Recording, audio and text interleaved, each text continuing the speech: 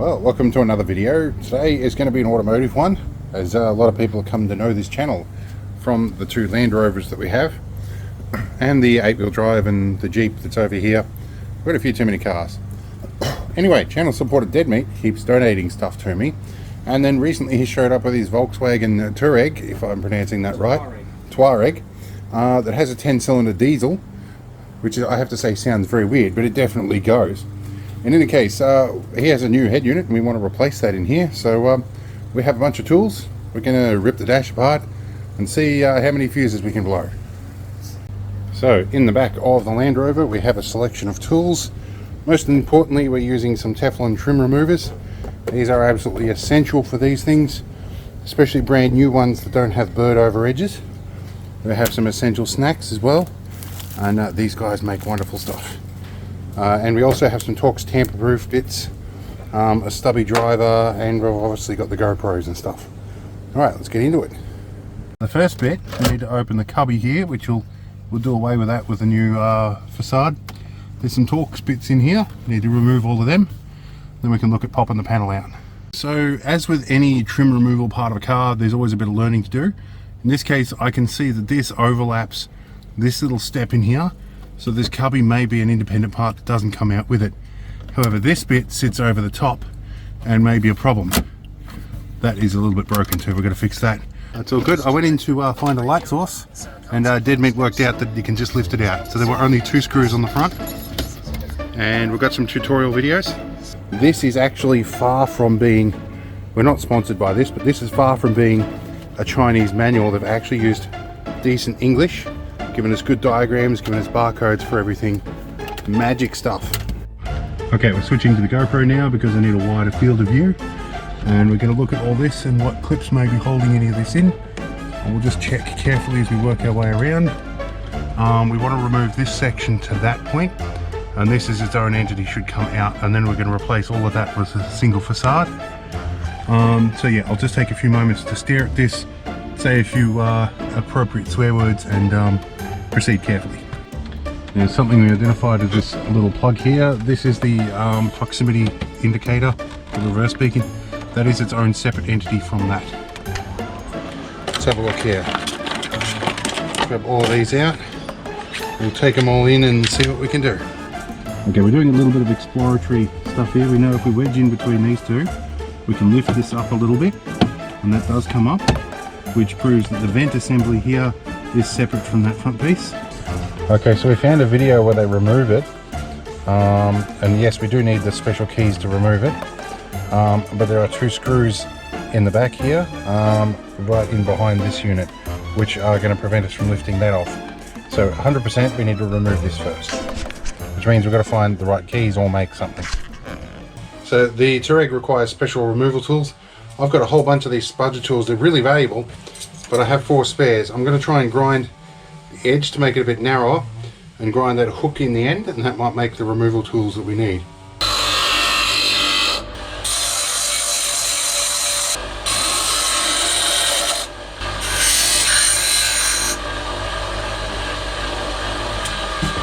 Ditch this glove. Wonder if this will fit. Which way we're in, we got to put these in. That way, I think. Or that way. It doesn't feel like that's going in. A few moments later. Alright, we're going for a cruise. We're going to go about half hour away from here and about half hour back, but we found the right tools. Now, I worked out it's probably going to take me about an hour to make one of these tools, and we need 4 of them. And the tool I made is too fat to fit in the hole, and therein is where all the extra time lies, is grinding that down to make it thin enough.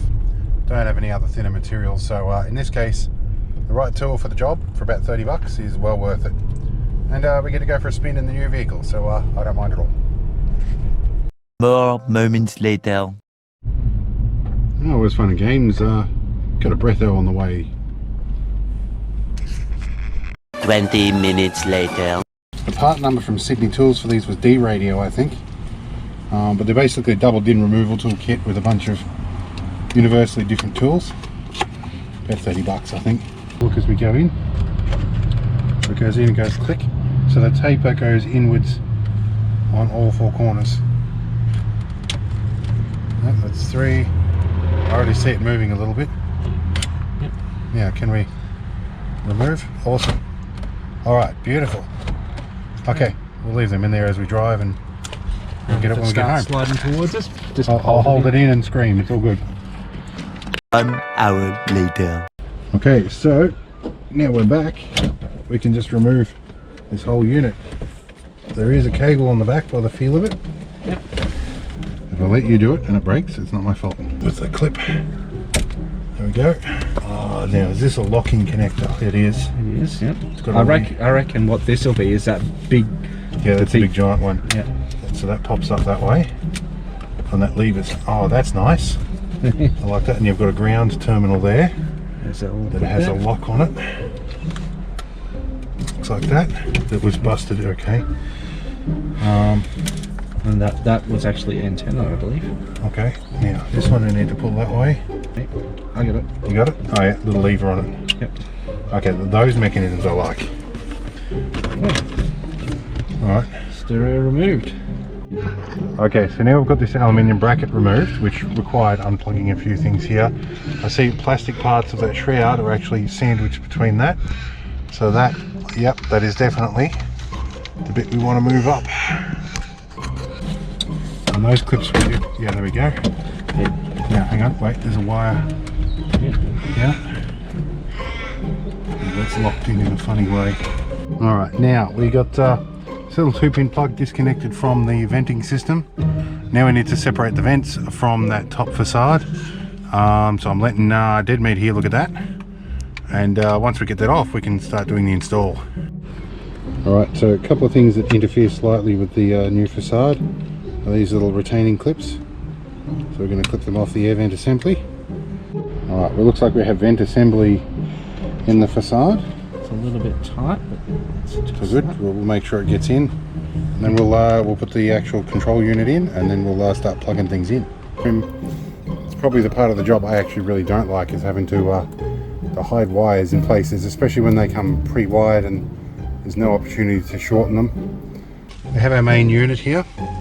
This is our unit. We need to double check that we get it the right way up. So this is definitely the top.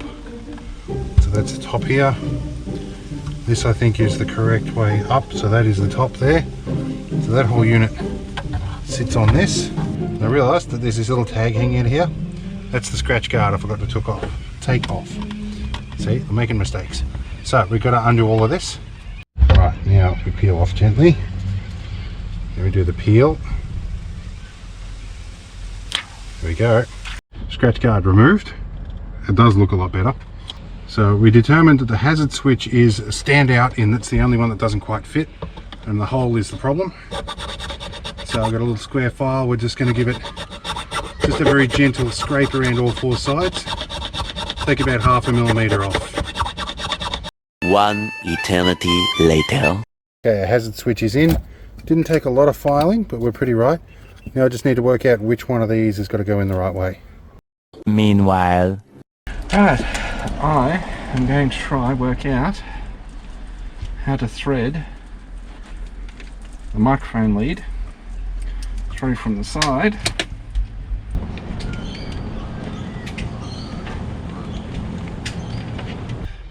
I don't suppose you have some really long needle nose pliers, do you? Yes. Alright, so we're up to looking at cabling here. This is the GPS receiver, which is an active GPS receiver. In other words, it gets phantom power up here. The direction you mount this is important. I see a lot of them mounted up on the windscreen upside down like that. They don't work real well because the ground plane is on the bottom. So we want to mount it up, and being as we've got this palatial amount of space up in here, might take this rag here, give this a bit of a dust off, and stick it down here where it gets good view of the sky. I have this hulking great big square adapter here, and I hope we've got it right. So that should be the connector there that locks on. I like that. So we don't have an auto antenna. It's not connecting to the park brake at the moment. We have an amp controller if we have one up the back. Yes. Okay. We do, but I don't know if it needs it. Now that I think is the CAN bus module plugs into this, I believe. So that goes on here, I believe. this way. Okay, to CAN bus module. Okay, so this so far that's looking pretty simple. So this is the 4G SIM card holder we alluded to earlier. It's on a little end. I didn't even know something like that existed, so we'll tuck that down where we can get to that somewhere. Alright, we'll see how far we get with this. Not going to go through that gap? No. Alright, so I had things upside down. I was looking at them backwards. So I had the 4G and the GPS antenna backwards. So this one here's the GPS, this one's the 4G. Alright, so we have one of the USB connectors. It's going to go in here. That. Gotta be careful not to dislodge that air vent. It friction fits weirdly in there. Alright, a bit of wire back up through the dash. We have reverse camera wire. Well, let's see what happens. There is a CAN bus training protocol that we have to use. Okay. But see how we go. That's okay. We've got lights on. Alright. Can we play some audio with it? Let's try radio. I haven't plugged the radio in. The antenna. Oh, the antenna's not plugged in. We have sound. Okay. So antenna. I'll hold this if you want to plug in. They weren't very clear on which one was which. We could check the back of the old radio and see what the colouring is. This is thicker. I wager. I just heard that. Did that just get clear? It did. It got much clearer. Okay, let's have a look. See if we get done for copyright now. Oh, that's better. Okay, so this side of it predictably required 4 hands. We did have to glue the caps on these a little bit on, a bit of super glue. Yeah, we're starting to stuff everything in. The USB port issue we found we could just hang out that hole. Strikes me we could probably hang the 4G thingy out that hole too, but the blanking plate that come out of there, might be able to modify, I think, to see what we can do with it. But I will go by what Deadmeat says in terms of preference. We're very nearly close to having this in here. Almost there. Oh. This looks like it needs to push up a little bit to slip over the top of that. There you go. The next morning. Right, so it's the next morning, and we're removing this to try and get our air vents aligned a little bit better. And we did discover that our problem with CAN bus is possibly this needs to loop back into here as well. So that might be why our steering wheel's not been talking to the unit. We'll do a bit of testing and see. But at the moment, we're just screwing around with stuff. Okay, we might have to do a battery replacement in the key later too. Yes, we will. Cool. Right, let's see. Let me make sure my phone is Bluetooth Link it enabled. up. Bluetooth is enabled. It's starting to work. Oh, we did work out this little fan thing here that does the controls. You can push and drag it around, but by default, it hangs around up in the corner there, which is a real pain in the rear. Yeah, starting the car changes it.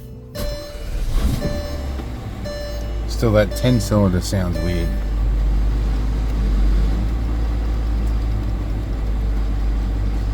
And apparently this car's got a separate battery for accessories. It's got 2 batteries. Yep. Okay, so now we have that connected. It is actually giving feedback for CAN data. So we're able to actually see something that's going on here. Right, so we worked out one of the most frustrating parts of the whole thing. So we managed to get rid of that little fan icon. All the controls for that exist here, but it was going to give you climate control stuff. And yeah, in here there's the general settings, and it's the function settings, I think. Alright, now I need to go and find something under the seat of my Argo here. Alright, some of this stuff. Every time I keep coming in and out of this vehicle, I start getting all squeaky door hinges. So we're going to give these door hinges a little spray with a bit of spray pack chain oil. Okay, so that doesn't squeak anymore like an old barn door. We're doing good. Okay, so we stumbled our way into the settings. We're trying to do the CAN bus configuration, and there is a password there of 161766699. Strikes me as something you'd never figure out unless you had the manual. So I'm going to record this on video so I know, but if somebody else stumbles across this video is having the same kind of trouble, That's how you get into the factory settings. Okay, so we've rebooted with the CAN bus settings. We've increased the radio sensitivity to 8, and hopefully CAN bus will work as well.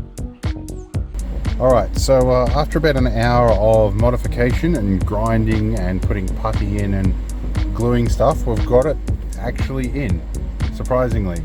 The vents work, all of that's happening. But yes, this didn't just drop straight in. This fascia was a bit, required some modification. The other issue I've got is there is a volume control in here that's hidden by this piece of the fascia. We haven't yet got the steering wheel controls interfaced with it, but that's a CAN bus thing. The CAN bus module is in. We did forget to connect one lead, which we've put back in now. But so far, everything else seems to be working quite well. We have hung out the 2 USB ports and the SIM card tray here, where the blanking plate is. So there may be an option for this blanking to put in and make it work with USB. I don't know yet. But for the moment, we're going to work. Okay, so we've done a lot here. We have our cable threaded up here for the reverse camera. That will be another job that will be done a different day, probably not by me, but reverse camera will go somewhere down here. It also brings us right past the reverse light that's got to be wired into it. The actual unit itself looks in there. Now there is a bit of, I know these look a bit ratty, but this is like that soft touch coating that comes off. Same sort of stuff that's been used on a lot of consumer electronics. With age it gets sticky and comes off, but there's a vinyl set of vinyl stickers he's going to put on these. This actually looks the part. The vents actually open and close properly now. We are missing the cubby on the top with the way this goes, but there was plenty of room for antennas and extra cables and stuff in place to that cubby. So I think for the most part we're done. I am tired from spending about probably about 45 minutes or an hour with a Dremel and intense focus getting that right.